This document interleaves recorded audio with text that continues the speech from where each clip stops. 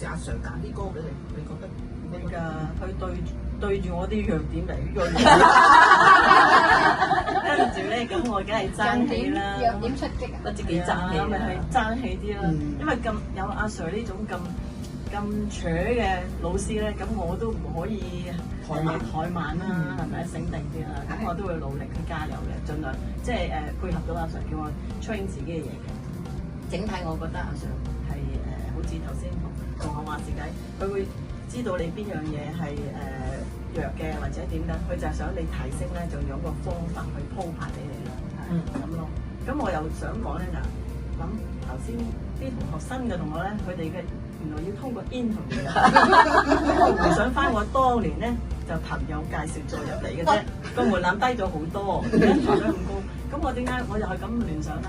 佢抬到咁高咧，因為在座啲同學仔係叻咗，所以可能咧佢就想一係你有潛質，一係你有誠意，又加埋好多有 potential 嘅嘢咧，咁過嚟同我哋配合得更加容易咁樣銜接到。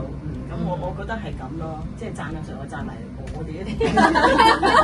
你兜咗圈，你哋係同意思。咁我嘅推測佢都啱。係啊，我覺得咧就阿 Sir 咧俾我印象係好中意變嘅人。變法，即係好似頭先講話嗰個因住嗰個時代變啦，好似係一個即係以前就好惡嘅，而家就冇。係啦，都會變咗變咗一樣嘢啦。跟住好似話，譬如招攬啲同學入嚟咧，佢又變咗喎。咁有陣時佢教學嘅形式又一路變，其實變得係改進嘅，我覺得係一個改進嚟嘅。咁我又回想翻當佢有好多嘢啟發，或者好多嘢諗咗出嚟嘅。譬如我哋受害嘅時候，就喺個個個受害嘅就係喺 Covid 嘅時間、疫情嘅時候，我哋係好多好似唔係好出得街㗎嘛。咁但係上一嗰陣時有 Zoom 啦，有呢樣嘢啦。咁我哋就喺嗰個網上視像咁樣咧，就可能上下堂，甚至話有個交啲咩歌出嚟啦，通過大氣電波咧交點評咧。咁我成日咧覺得我追劇咁嘅，我覺得成日都好想聽嗰啲大家同學仔嗰啲啊，自己啊。